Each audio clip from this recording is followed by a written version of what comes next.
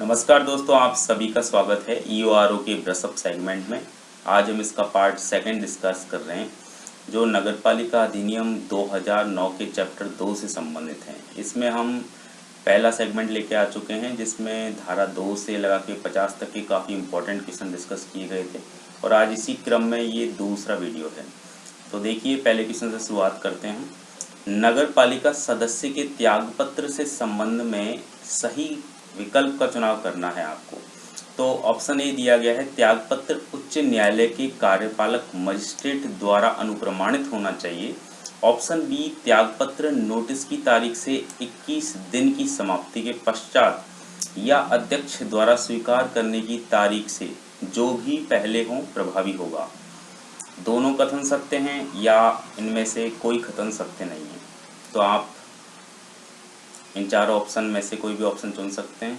देखिए, इसमें पहला और दूसरा ऑप्शन दोनों ही गलत हैं। यहाँ पर जो त्यागपत्र है जो उच्चतम या उच्च न्यायालय के कार्यपालक मजिस्ट्रेट द्वारा अनुप्रमाणित नहीं होना चाहिए।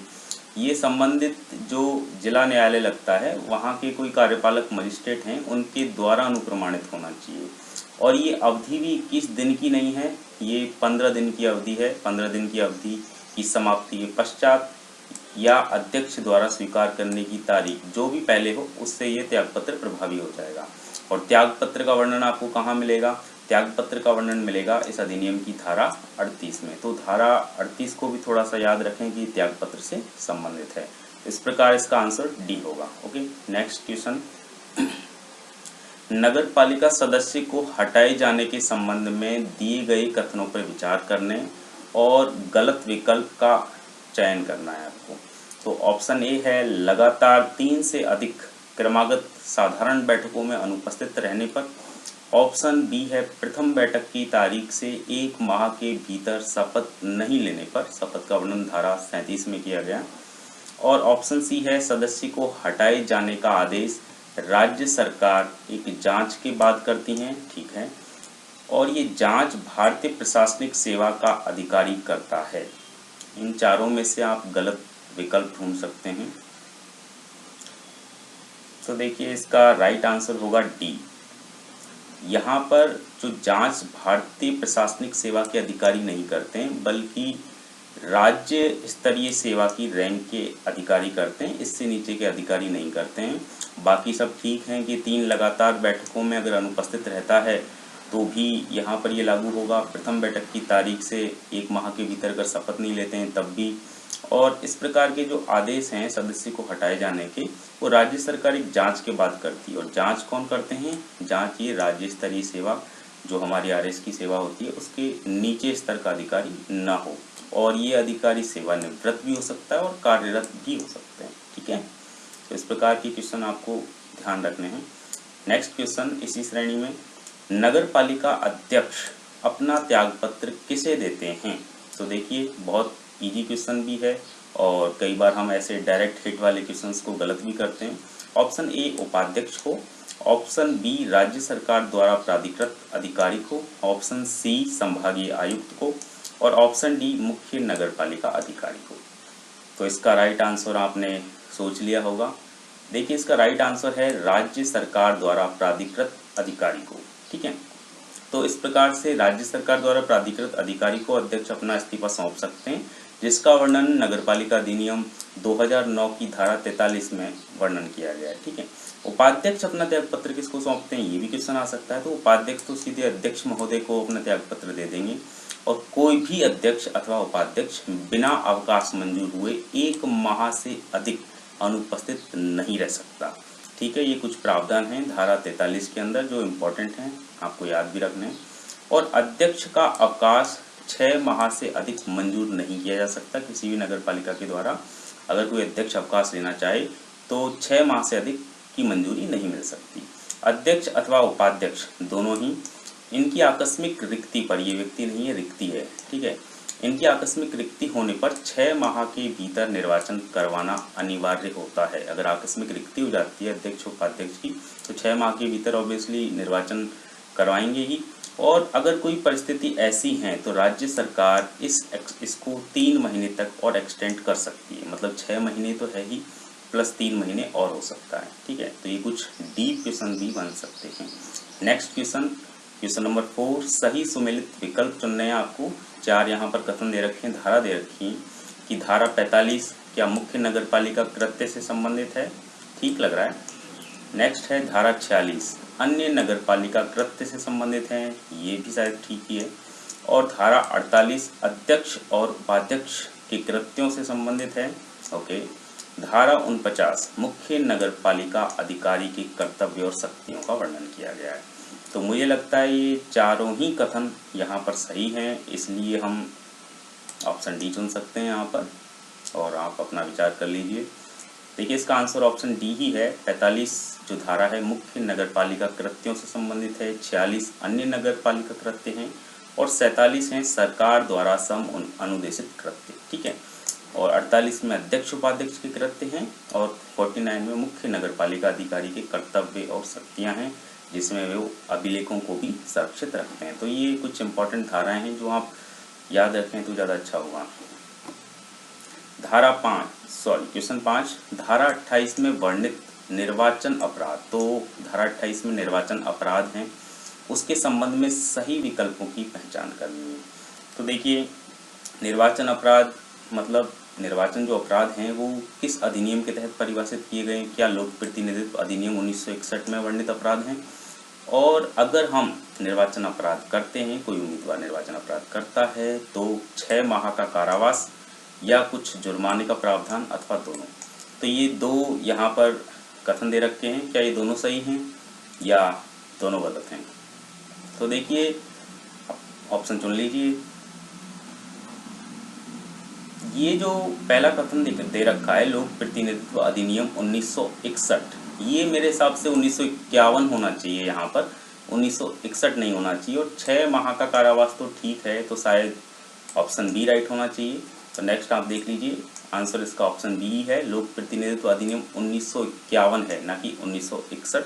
इसमें वर्णित अपराध हैं जो कि निर्वाचन अपराध की श्रेणी में आते हैं, और इसके जो उल्लंघन होता है तो निर्वाचन अपराध अगर करते हैं हम तो 6 माह का कारावास और कुछ जुर्माने हैं या दोनों का प्रावधान किया गया है। तो ये इम्पोर्टेंट है, आपको याद रखनी है।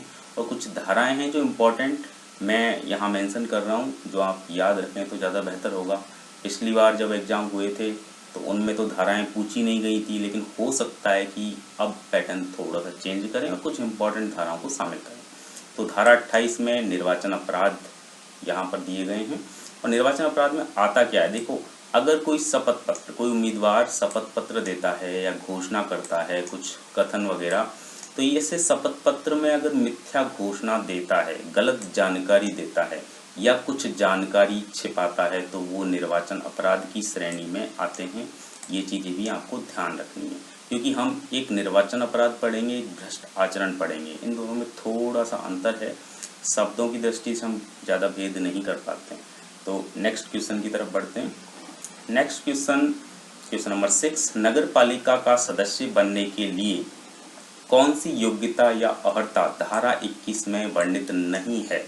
तो आप ये भी देखें कि वर्णित है या नहीं, क्वेश्चन पूछ क्या रहा है, जल्दीबाजी में हमें गलत भी नहीं करना है। तो धारा 21 में क्या वर्णित नहीं है देख लेते हैं। धारा 21 में क्या ये वर्णित है 18 वर्ष की आयु प्राप्त कर ली हो। बी है नगर पालिका के किसी वार्ड का निर्वाचक हो, ओके। तीसरा है उसके घर में स्वच्छ शौचालय हो और परिवार के सदस्य खुले में शौच नहीं जाते हों, और आरक्षित स्थान के लिए संबंधित वर्ग का ही उम्मीदवार हो। अगर कोई स्थान आरक्षित है किसी सीट विशेष के लिए, जैसे SC ST वगैरह, तो फिर उस संबंधित वर्ग का उम्मीदवार ही वहाँ पर निर्वाचन लड़ सकता है। तो कुछ इस प्रकार के प्रावधान कौन सा नहीं है, देखो इसका आंसर है ऑप्शन ए, क्योंकि यहाँ पर 21 वर्ष की आयु प्राप्त कर ली गई हो, ना कि 18 वर्ष। 18 वर्ष तो निर्वाचक नामावली में नाम जुड़वाने की उम्र होती है, ठीक है। तो 18 वर्ष ये नहीं है। नेक्स्ट इसका आंसर आप देख सकते हैं, देखिए इसका आंसर है 21 वर्ष की आयु प्राप्त कर ली हो, किसी वार्ड का निर्वाचक हो, उस नगर पालिका के किसी वार्ड का निर्वाचक हो। ऐसा नहीं कि अन्य नगर पालिका की बात चल रही है यहाँ पर। स्वच्छ शौचालय हो और उसके परिवार के सदस्य खुले में शौच नहीं जाते हों, और आरक्षित स्थान से संबंधित वर्ग का उम्मीदवार ही हो अगर आरक्षित स्थान है तो, ठीक है। नेक्स्ट क्वेश्चन आपकी तरफ। प्रत्येक वार्ड के लिए निर्वाचक नामावली किसके द्वारा तैयार की जाती है? जो निर्वाचन होता है उसके लिए निर्वाचक नामावली तैयार की जाती है। तो यहाँ पर कई अधिकारी कर्मचारी शामिल होते हैं, तो इसके लिए निर्वाचक नामावली तैयार करने की जिम्मेदारी किसकी होती है? ऑप्शन ए राज्य निर्वाचन आयोग के सचिव द्वारा, ऑप्शन बी उप निर्वाचन आयुक्त के द्वारा, ऑप्शन सी निर्वाचक रजिस्ट्रीकरण अधिकारी द्वारा, ऑप्शन डी राज्य निर्वाचन आयोग के द्वारा। आई थिंक ये क्वेश्चन पिछले पेपर में आया हुआ है, तो इम्पॉर्टेंट भी है, इस टाइप के क्वेश्चन बनते हैं। इसका राइट आंसर है निर्वाचक रजिस्ट्रीकरण अधिकारी द्वारा।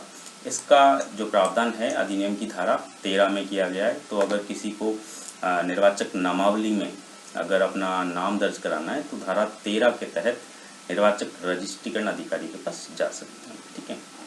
क्वेश्चन नंबर 8, नगर पालिका के निर्वाचन के संबंध में गलत तथ्य की पहचान करनी है निर्वाचन के संबंध में। तो ऑप्शन ए है जो निर्वाचक जिस वार्ड में पंजीकृत है उसमें मत देने का अधिकारी होगा। हाँ, ये ठीक लग रहा है, किसी अन्य वार्ड का तो नहीं दे सकता।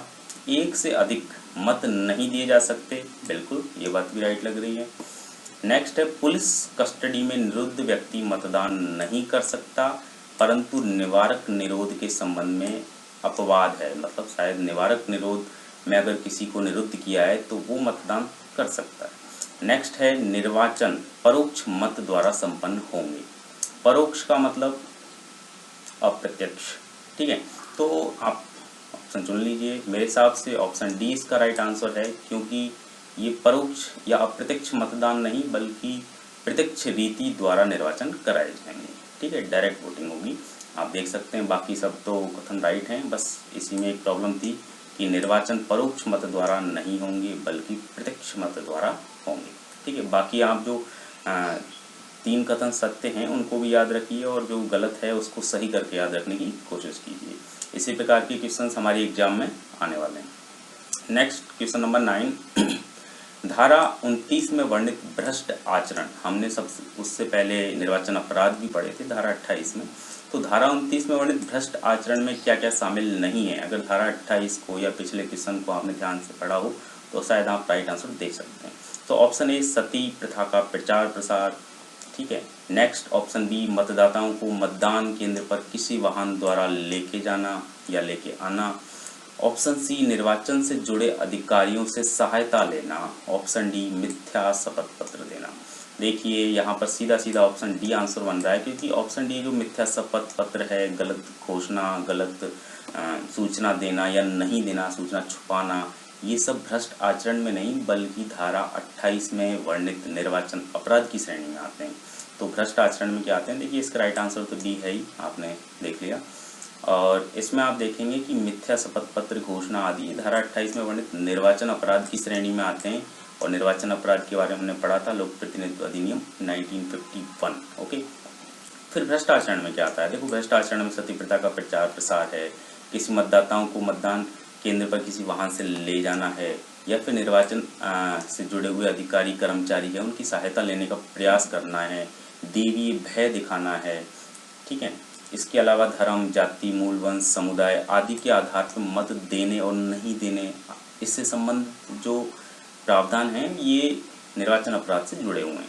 ठीक है, सॉरी भ्रष्ट आचरण से जुड़े हुए हैं, तो यहाँ को याद रखना है। नेक्स्ट और लास्ट क्वेश्चन, क्वेश्चन नंबर 10, निर्वाचन याचिका के संबंध में। ठीक है, निर्वाचन याचिका, अगर कुछ उम्मीदवार हैं जो निर्वाचन याचिका लगाते हैं तो निर्वाचन याचिका के संबंध में जिला न्यायाधीश के आदेश के विरुद्ध अपील कितने दिनों में की जा सकती है? निर्वाचन याचिका पहली बात तो हम जिला न्यायाधीश के समक्ष लगाएंगे। अगर जिला न्यायाधीश को ऐसा आदेश पारित करते हैं जिसके विरुद्ध हमें अपील करनी है उच्च न्यायालय में, तो कितने दिनों के भीतर अपील कर सकते हैं हम? क्या 15 दिन, क्या 60 दिन, क्या 30 दिन, क्या 45 दिन? तो इसका राइट आंसर आप चुन सकते हैं। इसका राइट आंसर है ऑप्शन सी। ऑप्शन सी अधिनियम की जो धारा 32 है उसके अधीन जिला न्यायाधीश के आदेश के विरुद्ध अपील उच्च न्यायालय में की जा सकती है, ये ध्यान रखना है। और 30 दिन के भीतर यह अपील याचिका की जानी चाहिए। और इसके अलावा जो धारा 31 है उसमें जिला न्यायाधीश के पास हम जा सकते हैं अपनी निर्वाचन याचिका लेके, और 32 में यहाँ पर 30 दिन के भीतर उच्च न्यायालय में जा सकते हैं। Thank you so much.